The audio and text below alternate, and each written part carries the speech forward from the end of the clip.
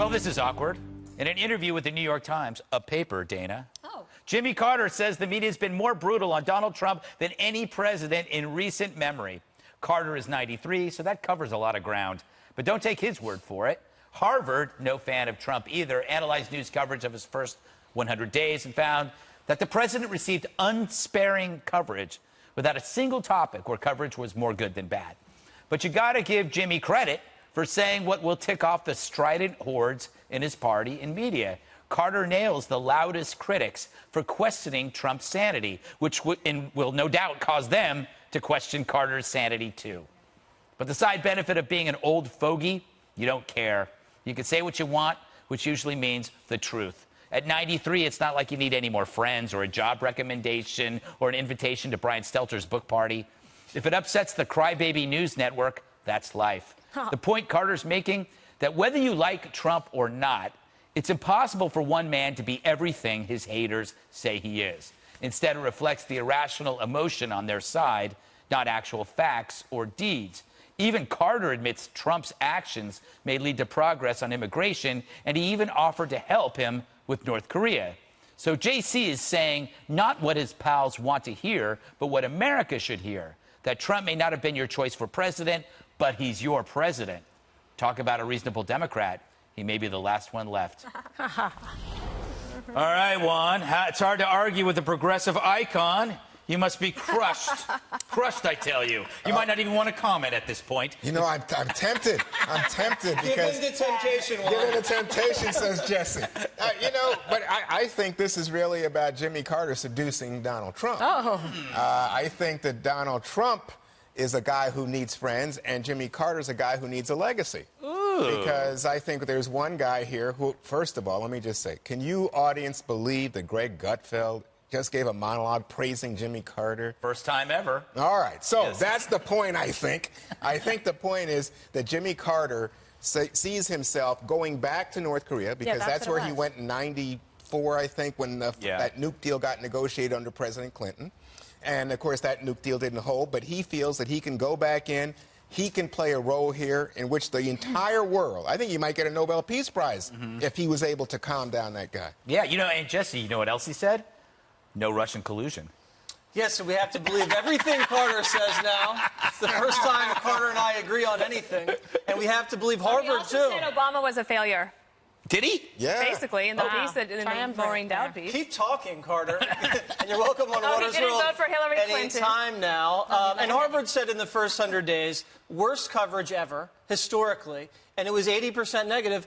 If it wasn't for Fox News, it would have been even higher at 90. We were the only ones that had it 50-50. Media Research Center said this summer, the president got savaged. 91% negative coverage by the network nightly newscasts. And it's not just the tilt or the slant. It's the commentary. They've called the president of the United States a white supremacist, a bigot, a sexual assaulter, a homophobe. You name it, they can say it. And on the policy front, I can see, you know, you had a tough summer with Charlotte or the failure of Obamacare repeal. That negative coverage is fair. But let's say tax cuts get passed. That's a historic achievement for a Republican president. Will the press cover that favorably, like they would maybe if Obamacare was passed by President Obama, Democratic Congress? Of course not. And that's where the bias lies. So I think at this point, the assumption when the president does anything is he's either evil, dumb, or he's lying. Yeah, it's hard and that's the truth. You can't be all three, Kimberly. Some people try. I'm two out of three. I'll figure out which one. Fun for you. So this was basically an audition. You know, it was like, I want to go like speed dating, but for job search. He's like, put me in, coach, North Korea. And so, Juan, I concur with your statement. And you concur with Greg and with me and with Jesse. And now... No, not Jesse, but with you two. Okay. I like it when you're selective. And Madame Perino? I'm in, but I also think it told us something else about how the Democratic Party has moved so far left from Jimmy Carter, because he did say that NFL players should stand. He's like, he's just going to go ahead and say it. So, like, Jesse's thinking, wait, this is my kind of Democrat. Farther left than Jimmy Carter? Where are we, Democrats? He's a Water's World guy now. That's right. God. Do you believe he's going to get a role in this administration? No. No? I don't. And well, if President Trump could find a way for him to be constructive, I mean, perhaps, but I think it is beyond sending Jimmy Carter to try to work out some sort of diplomatic deal at this point. I mean, basically, no Dennis Rodman. Just today, the Pentagon is saying that we're readying the possibility of B-52 bombers to be ready to go. I think that, like, the 1994, great effort, A for effort. It didn't work. I think that things have moved on so much farther than that. You know, a lot of the media attacks on Trump, they blame it on the fact that he tweets and stuff, but he has a response to that. He says that if it wasn't for social media, you know, he would have no platform, I guess. Go. I doubt I'd be here if it weren't for social media, to be honest with you, because there is a fake media out there. I get treated very unfairly by the media, and I have a tremendous platform. When somebody says something about me, I'm able to go bing, bing, bing, and I take care of it. You know, Kimberly, a perfect example of this was last week with the Uranian story, which was like floating away, but the media was forced to cover it because he tweeted about it. Of course, they just cover his tweets, but it's still something. But he has to actually interject it. If he doesn't tweet, they're not going to cover it. So he's part of that whole process, as he says, of keeping the press honest, because otherwise they're not going to give him a fair shake as to the list of his accomplishments. And the problem is because it doesn't fit their narrative. You know, it's like trying on the prom dress, like, whoa, this is the wrong size. Too short. Fit. Yeah, exactly. I never had that problem. Do you have extra Too smalls? tight? Very progressive prom. Oh my God. But it does lend itself to a volatile relationship, Juan. But it's you know, it's something that maybe this is the new normal, as I like to coin. Did you ban that? Did you ban that? Yes, I did. Oh, but you know what was interesting to me in all this is that when we think about President Trump, and I think that contrary to you, I think that in fact he's having a very difficult time as president of the United States, and I think he's divided the country, and I think his poll numbers suggest that.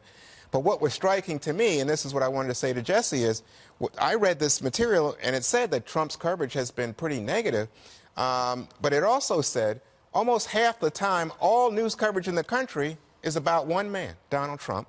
And secondly, most of the voices who are commenting on Donald Trump are not wacky lefties, me. Right. No, they're conservative. They're Republicans. Well, I'm glad you called yourself a wacky leftist. Well, that was for your sake. That was but for this you. is actually a good point. point. That's because people on the networks will book conservative haters of Donald Trump. But they're Republicans, so they're fellow Republicans who have trouble with for those network shows on Sunday where they don't have a lot of respect from the grassroots, and they've always disliked Trump from the primary. That's why they get a lot of press coverage, because they're the first ones to criticize the president. Oh, so you think it's Republicans? I think networks book people they want to hear from, and it happens to be people that hate Trump. It's kind of like, you know, when a network will find a Democrat that agrees with you.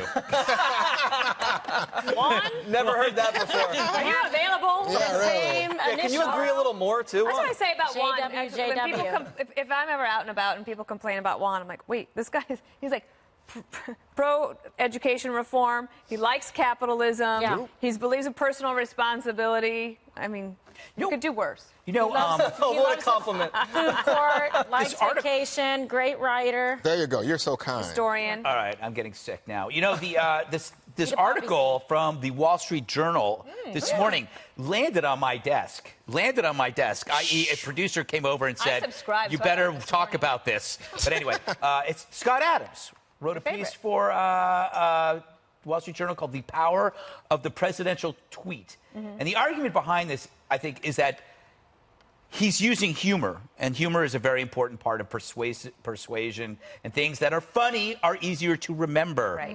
Okay, so I totally agree with that, but I go back to that, like, some of the things that other people thought were very funny, I just personally didn't think were funny. That's okay. I like corny jokes, so that's my thing. But like the nicknames like against people, calling. I didn't think it was funny. I didn't like it.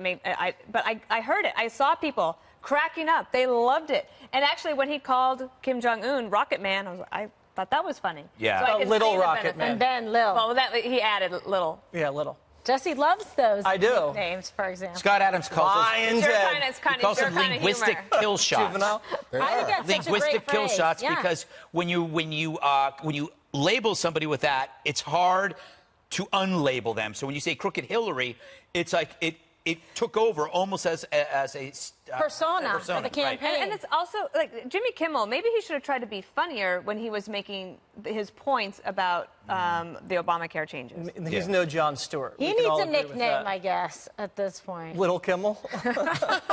No, we like Jimmy. In case I ever have to sell a book, I do want to go on the show. I don't think he's ever going to have you on. I want to be nice no matter to how many books. Roger Goodell to go to Super Bowl parties. I mean, I'm a realist, Kimberly. Shameless. You know, I think actually, I was thinking about what Scott Adams said, and I agree about humor. I think it's extremely effective as a tool of persuasion.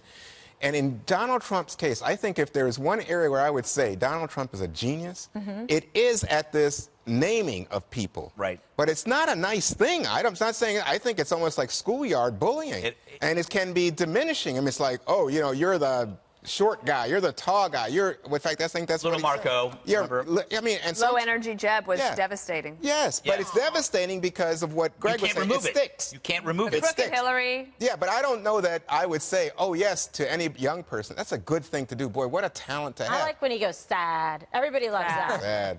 But Also, he has, every once in a while, it's not just on Twitter where he's funny. He has these little asides. So even if he's doing a teleprompter speech, there are points where he'll like repeat something like, oh, that's really bad. And it's funny. You know what? Before you go, I just want to say what struck me about Jimmy Carter's thing also was the negative relationship he's had with Barack Obama. Right. Mrs. Carter said Michelle Obama did not invite her to a meeting of presidential wives on mental health, and she has been in the forefront of mental health efforts across this country. What a diss. And I thought, wow, that was kind of mean. What a diss. yeah. You don't think so? You just don't know how relationships work out, even among allies. Yeah, somebody asked him and said, hey, do you have President Obama's email? And Jimmy Carter's, no. Well, President Obama was famous for not calling any of the other former presidents for any advice when he was in office. I know didn't need it W yet, would Valerie call, Jarrett. and Clinton would call, and then Obama thought he had it all figured out. All right. All right. You know what? He had Sweet Val. I figured out that we have to go to a break.